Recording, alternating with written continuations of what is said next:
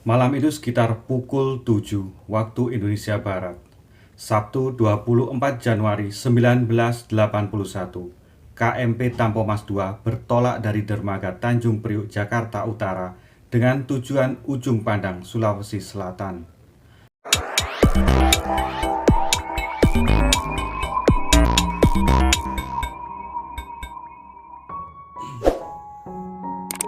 Assalamualaikum warahmatullahi wabarakatuh. Ketemu lagi di Bukan Channel Horor.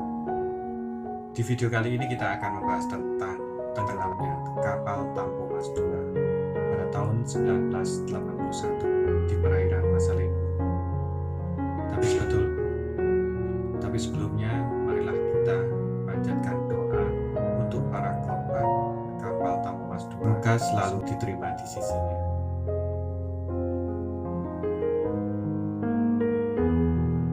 Baik, langsung saja kita menuju ke videonya. Jangan lupa tekan tombol subscribe jika Anda baru bergabung, dan tekan tombol jempol bila Anda suka. Bila Anda tidak suka, silahkan dilihat saja. Inti videonya. Selayang Pandang Tampo Mas II. KMP Tampo Mas II yang semula bernama MV Great Emerald diproduksi tahun 1956 oleh Mitsubishi Heavy Industries di Shimonoseki, Jepang.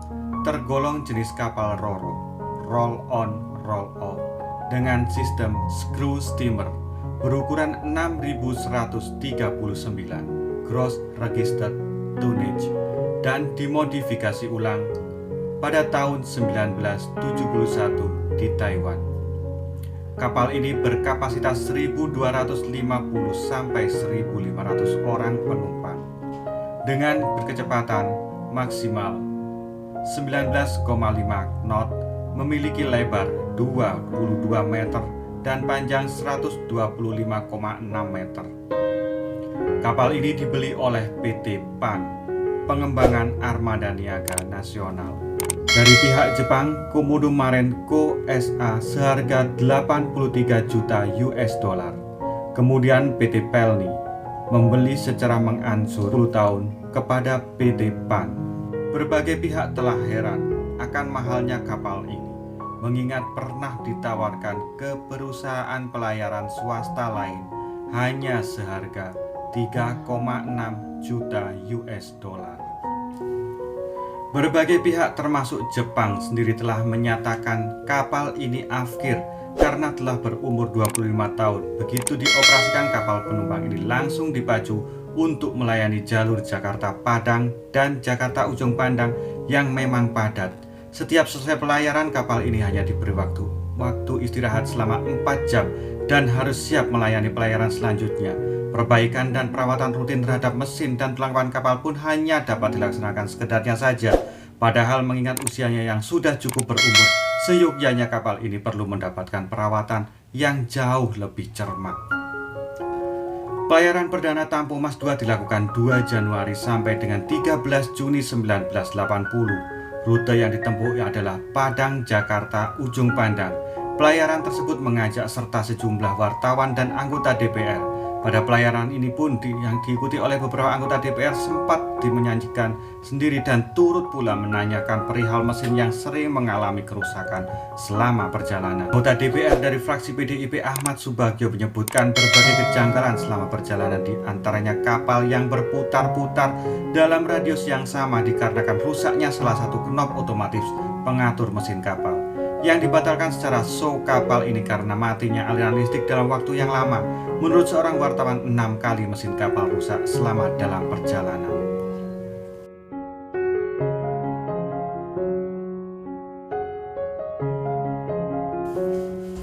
Malam itu sekitar pukul 7 waktu Indonesia Barat, Sabtu 24 Januari 1981. KMP Tampo Mas II bertolak dari dermaga Tanjung Priuk, Jakarta Utara dengan tujuan Ujung Pandang, Sulawesi Selatan. Perjalanan direncanakan memakan waktu 2 hari 2 malam di atas laut. Diperkirakan hari Senin 26 Januari 1981 pukul 10 WIB, kapal akan tiba. Kapal dinakodai oleh Kapten Abdul Rifai. Pria ini kelahiran Bengkulu 23 Agustus 1936. Seorang pemandu kapal menyebutkan bahwa salah satu mesin kapal telah mengalami kerusakan sebelum bertolak. Dari manifest kapal tercatat ada 1055 penumpang dan 82 awak kapal. Namun diperkirakan total penumpang ada 1442 orang, termasuk penumpang gelap yang lazim di kala itu.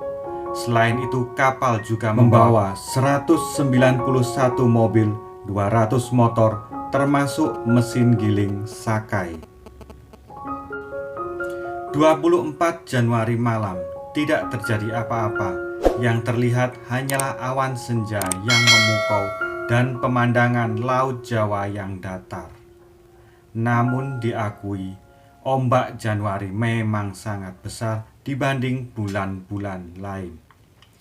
Kapal sendiri direncanakan sebuah acara show di bar kapal dengan penyanyi Ida Farida dari band kapal.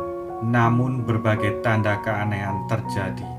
Di antaranya dibawakan lagu Salam Perpisahan oleh seseorang yang bernama Ferry, yang kemudian tidak diketahui keberadaannya. 25 Januari pagi, keadaan berlangsung seperti biasa.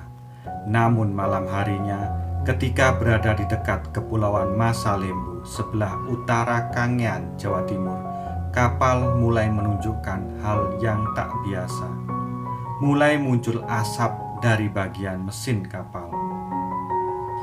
Dalam kondisi badai laut yang hebat, beberapa bagian mesin mengalami kebocoran bahan bakar dan puntung rokok yang berasal dari ventilasi menyebabkan percikan api. Para kru melihat dan mencoba memadamkannya menggunakan tabung pemadam. Usaha pemadaman pun dihentikan karena sudah dimungkinkan. Ditambah dengan bahan bakar yang ternyata masih terdapat di setiap kendaraan menyebabkan api merambat dan membakar semua dek dengan cepat.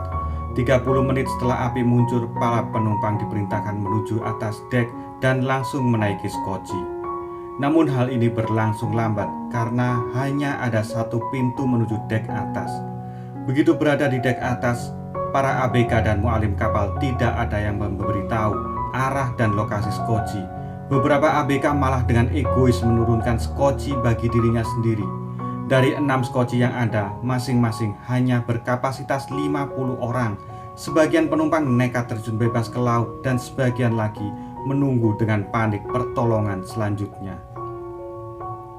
Kapten kapal Abdul Rifai ingin membawa kapal menuju pulau terdekat. Namun karena baling-baling dan mesin kapal tak berfungsi normal, kapal tetap terombang-ambing dengan cuaca yang tak mendukung. Kondisi ini mengakibatkan Tampo Mas II harus terpaksa lempar sauh pada sekitar wilayah tersebut. Asap hitam mulai keluar dan menyembul ke udara. Muncul suara ledakan dari dalam kapal. KMP Tampo Mas II tenggelam. Pertolongan pertama datang dari KM Sangihe dengan nakoda kapal Kapten Agus K. Sumirat. Secara kebetulan, Sumirat merupakan teman satu angkatan Abdul Rifai di Akademi Ilmu Pelayaran lulusan tahun 1959. KM Sangihe sendiri dalam perjalanan dari Parepare menuju Surabaya untuk melakukan perbaikan kerusakan mesinnya. Mualim 1 Sangihe JB lalu yang pertama melihat kepulan asap dari arah barat mengira kepulan asap berasal dari sumur minyak lepas pantai dari Pertamina. Markonis KM Sangihe Abu Bakar mengirim pesan Morse SOS pada 8.15 WITA. KM Ili Mamui menyusul untuk melakukan pertolongan dan tiba pada pukul 21 WITA. Disusul 4 jam kemudian kapal tanker Istana 6 dan masih bertanangan kapal yaitu kapal Adi Guna Karunia dan KM Sangatta milik Porodisa Lines. Tanggal 26 Januari, Laut Jawa dilanda hujan yang sangat deras.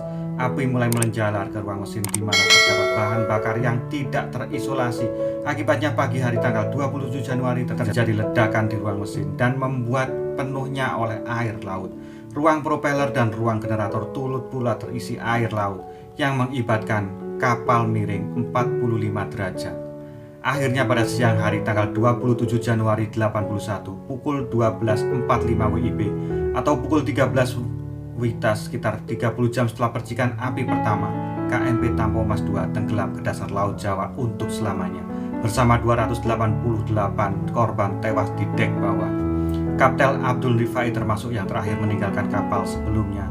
Ia sempat mengirim pesan kepada nahkoda KM Sangihe, "Tolong kirimi saya air dan makanan, karena saya akan tetap berada di kapal sampai detik terakhir." Pesan tersebut tersampaikan melalui awak kapal Tampo Mas II yang berhasil menyeberang ke KM Sangihe yang bernama Bakaila. Tapi permintaan tersebut tidak sempat dipenuhi oleh Agus Kasumirat, nahkoda KM Sangihe. Menteri Perhubungan Rusmin Nuryadin dalam penjelasannya pada pers di kantor Departemen Perhubungan mengatakan tidak terjadi hal yang abnormal di ruang mesin. Kelainan terjadi pada ruang geladak kendaraan, khususnya pada kendaraan roda 2 yang terletak di belakang. Karena guncangan gelombang laut yang cukup kuat memungkinkan untuk timbul percikan api dan menyebar. Masinis 3 Tampo Mas Wisardi Hamzah mengatakan bahwa Tampo Mas II tidak memiliki sistem pendeteksi asap. Penyelidikan yang dipimpin oleh Jaksa Bob Rusli Effendi Nasution sebagai kepala tim perkara tidak memberikan hasil yang berarti sebab semua kesalahan dituding pada para awak kapal. Ada kesan bahwa kasus ini sengaja ditutup-tutupi oleh pemerintah saat itu. Meskipun banyak suara dari parlemen yang menuntut pengusutan yang lebih